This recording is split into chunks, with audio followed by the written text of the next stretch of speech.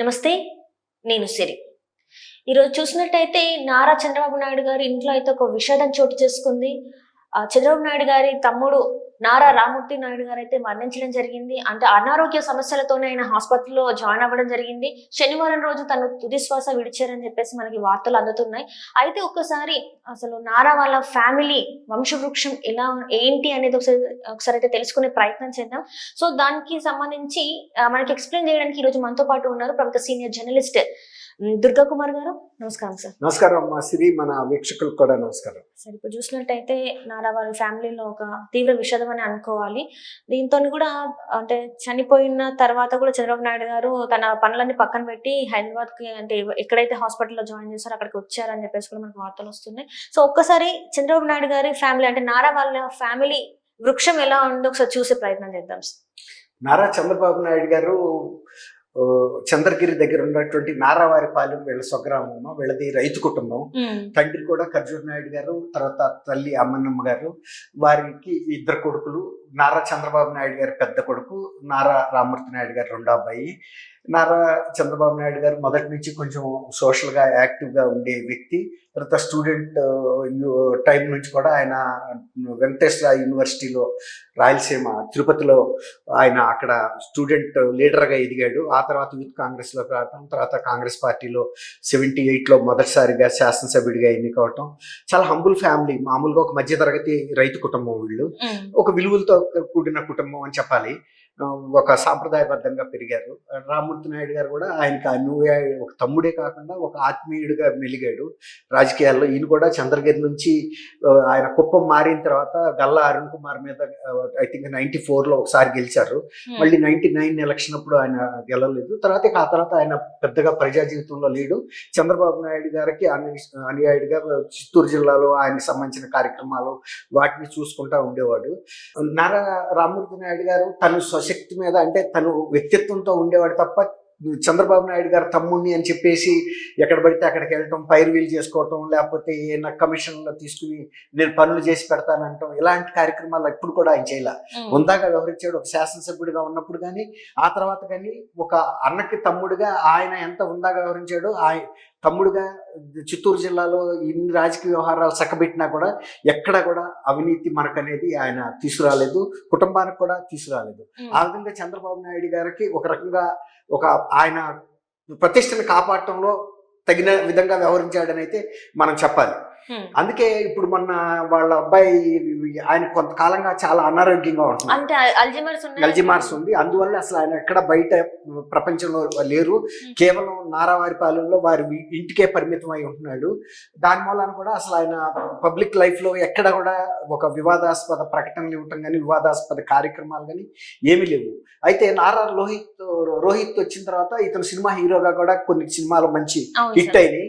తర్వాత తమ్ముడుగా ఆయన ఎలా వ్యవహరించాడో తమ్ముడు కొడుకుగా కూడా రోహిత్ చంద్రబాబు నాయుడు గారి పట్ల అదే గౌరవం, ప్రేమ, అభిమానంతో ఉండేవాడు. పెద్దమ్మ అన్న భువనమ్మతో కూడా చాలా అభిమానం ఉండేవాడు. మొన్న నిజంగా నాకు చెప్తుంటేనే బాధేస్తుంది. ఒక్క నెల క్రితం ఈ పిల్లాడికి మంచి హీరోయిన్ తో ఎంగేజ్మెంట్ అంది. ఆ హీరోయిన్ పేరు కూడా బహుశా అంటే ప్రతినిధి 2 సినిమాలో హీరోయిన్ గా తనతో పాటు నారా రోహిత్ తో పాటు చేసింది శిరీష ఎల్లా. సో మనకైతే లాస్ట్ మంత్ అక్టోబర్ లో అయితే వాళ్ళ ఇద్దరు ఎంగేజ్మెంట్ జరిగింది. అండ్ డిసెంబర్ లో నెక్స్ట్ ఇప్పుడు వాళ్ళు పెళ్లి పెట్టుకున్నారు. కానీ ఈ లోపే ఇలాంటి ఒక విషాదం వాళ్ళ కుటుంబంలో చోటు చేసుకుంది. ఇక్కడ అభినందించాల్సింది ఏంటంటే ముఖ్యమంత్రిగా ఆయన ఎంత ఒత్తిడి కార్యక్రమాల్లో ఉన్నా కూడా తమ్ముడు కొడుకు, అందులో పెద్ద కొడుకు, ఈ పిల్లాడి పెళ్లి ఎంగేజ్మెంట్ అనేది ఒక పెద్దమ్మ పెద్దనాన్నగా కాకుండా ఒక తల్లి తండ్రిగా వాళ్ళిద్దరు కూడా ఎంతో ఆత్మీయంగా ఈ కార్యక్రమాన్ని వాళ్ళ చేతుల మీదుగా నిర్వహించారు. అది చాలా గొప్ప విషయం. కుటుంబంలో ఉండే బంధాలు అనేది ఒకసారి రుజువు చేశారు. అంతేగాని ఆర్థిక సంబంధాలు కాదు, ఇది ఆత్మీయ సంబంధాలు ఉండాలి, ఒకరికొకరు రక్త సంబంధం. నా తమ్ముడికి ఆరోగ్యం బాగోనందువల్ల రోహిత్కి ఏ లోటు జరగకూడదు.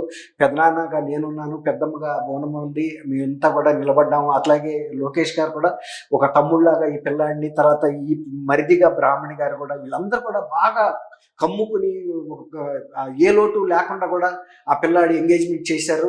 తర్వాత ఘనంగా కూడా నెక్స్ట్ మంత్లో మీరు అన్నట్టు పెళ్లి కూడా చేయాలనుకున్నారు. దురదృష్టవశాత్తు అసలు ఆయనకి ఏంటంటే హృదయ సంబంధమైనటువంటి సమస్య ఎదురవడంతో అక్కడ హాస్పిటల్స్ కాకుండా ఇక్కడ ఏజీ అంటే మన గచ్చిబౌలి ఏషియన్ గ్యాస్ట్రోఎంటాలజీ హాస్పిటల్ తీసుకొచ్చినా కూడా ఇక్కడ కూడా డాక్టర్స్ ఎంత ప్రయత్నం చేసినా కూడా ఆయన దక్కలేదు. ఆయన హృదయ సంబంధమైనటువంటి వ్యాధితోనే ఆయన మధ్యాహ్నం కన్నుమూసినట్టుగా వచ్చింది. అయితే ఇప్పుడు మీరు అన్నట్టు యాక్చువల్గా ఢిల్లీలో ఉన్న చంద్రబాబు నాయుడు గారు నిన్న ప్రధానమంత్రితోనూ హోంమంత్రితోనూ ఆర్థిక శాఖ మంత్రితో చాలా మంచి అంటే చాలా కీలకమైన అంశాల మీద చర్చలు జరిపారు. ఇవాళ ఒక ఆంగ్ల పత్రిక సంబంధించిన సమ్మేళనంలో కూడా పాల్గొనాల్సి ఉండింది. దాన్ని కూడా క్లుప్తంగా ముగిచ్చేసుకుని యాక్చువల్గా ఆయన ఏమనుకున్నారంటే ఈ ఆంగ్ల పత్రిక సమ్మేళనం తర్వాత మహారాష్ట్రలో జరుగుతున్న ఎన్నికల ప్రచారంతో మోడీ గారితో కలిసి కూడా వెళ్ళాలనే ఒక ప్రణాళిక ముందుగా సిద్ధం చేసుకున్నారు. కానీ ఆయన క్లుప్తంగా ఈ ఆంగ్ల పత్రిక సమ్మేళనాన్ని కూడా ముగించుకుని, ఎందుకంటే ఇక్కడ డాక్టర్స్ చెప్పిన దాన్ని బట్టి ఏ క్షణమైనా ఆయన కన్ను మూయొచ్చు అన్న విషమంగా ఉంది ఆరోగ్యం అని చెప్పారు. దాన్ని అర్థం చేసుకుని ఆయన ప్రత్యేకమైన ఫ్లైట్లో బేగంపేట విమానాశ్రయానికి వెంటనే రావటం, అట్లాగే నిన్న ఇవాళ శాసనసభలో ఉన్న లోకేష్ బాబు కూడా ఆయనకి సమాచారం అందగానే వెంటనే గన్నవరం ఎయిర్పోర్ట్కి చేరుకుని మళ్ళీ హైదరాబాద్కి ప్రయాణం బయలుదేరారు. ఎందుకంటే బాబాయ్ అంటే ఆయనకు కూడా బాగా ఇష్టం. రామ్మూర్తి నాయుడు గారు కూడా లోకేష్ అంటే, ఎందుకంటే లోకేషే పెద్ద కొడుకు అసలు ఆ కుటుంబంలో మళ్ళీ ఆ వంశంలో, కాబట్టి ఆయన కూడా అదే ప్రేమగా చూసుకున్నాడు ఇన్ని. ఇప్పుడు ఆయన కూడా వచ్చారు. ఈ కుటుంబంలో ఉన్న ఐక్యతకి ఇది ఒక మనం ఉదాహరణగా చెప్పుకోవాలి. ఇది కాకపోతే ఇప్పుడు ఈ జరిగిన విషాదానికి మన చంద్రబాబు నాయుడు గారి కుటుంబానికి, అలాగే రోహిత్కి, గిరీష్కి, చిరంజీవి గిరీష్కి కూడా మన ఛానల్ తరఫున, మన ప్రేక్షకుల తరఫున కూడా మనం సంతాపం తెలియజేస్తున్నాము. ఆయనకి ఆత్మకు శాంతి చేకూరాలని కూడా మనం కోరుకుందాము. ఈ బాబుది పెళ్లి కూడా ఇక ఈ పరిస్థితుల్లో వాళ్ళు ఒక కుటుంబం అంతా కలిసి సమిష్టిగా ఒక నిర్ణయం తీసుకుని అది మిగిలిన శుభ కార్యక్రమం ఇప్పుడు ఎట్లా పెట్టుకోవాలనేది వాళ్ళు నిర్ణయించుకుంటారు. అయితే ఏంటంటే ఈ అంత్యక్రియలు మాత్రం ఆయన పుట్టిన ఊరు నారావారిపాలెంకి మళ్ళీ తీసుకెళ్ళి అక్కడే చేస్తారంటున్నారు. ఎందుకంటే కొన్ని సెంటిమెంట్స్ అయితే ఉంటాయి కుటుంబానికి సంబంధించిన, ఎందుకంటే వాళ్ళ తల్లిదండ్రులు కూడా అక్కడే అంత్యక్రియలు జరిగినాయి కాబట్టి ఆ కుటుంబం ఆయన కూడా అక్కడే ఉండటానికి ఎక్కువ ఇష్టపడేవారు. ఇప్పుడు కూడా ప్రతి సంక్రాంతికి చంద్రబాబు నాయుడు గారు కూడా వీలున్నంతకి స్వగ్రామం వెళ్ళి చేసుకుంటారు. అయితే మొన్న 2020లో మాత్రం అమరావతి రైతులు నిరాధ్యక్షలో ఉన్న సమయంలో మాత్రం ఆయన సాంప్రదాయాన్ని కట్ చేసేసుకుని కుటుంబం అయినా అంతకన్నా కూడా ఇది తీవ్రమైన అంశం. ఇవాళ మహిళలు కుటుంబాలన్నీ రోడ్ల మీదకి వచ్చినాయి. అటువంటి కష్ట పరిస్థితుల్లో నేను వెళ్ళి సంక్రాంతి పండుగ చేసుకోనని చెప్పి అసలు ఆంధ్ర ప్రాంతంలో సంక్రాంతికి ఘనంగా అరిసెలు అవన్నీ వండుకుంటారు, మిఠాయిలు. ఆయన వాళ్ళ శిబిరంలో ఉన్న రైతులు, మహిళల పిల్లలు అందరి కోసం కూడా మిఠాయిలు వండించుకుని కొన్ని కారుల్లో పెట్టించుకుని వ్యానుల్లో తీసుకొచ్చి అందరికి అందజేశారు. ఆయన అంత కుటుంబం అంతా కూడా అక్కడ కాకుండా వాళ్ళు ఇక్కడికి వచ్చారు వీళ్ళని సానుభూతి తెలియజేయటానికి, సంఘీభావం తెలియజేయటానికి. ఇప్పుడు 2020 సంక్రాంతికి మాత్రం మొత్తం ఎక్స్టెండెడ్ ఫ్యామిలీ ఎవరైతే సహజంగా నారావారిపాలెంలో వచ్చి చేసుకుంటారో ఆ కుటుంబ సభ్యులందరూ కూడా ఆ రోజు అమరావతి అమరనాథ్ నిరాధ్యక్ష దగ్గరికి వచ్చారు, రిలే నిరాధ్యక్ష దగ్గర.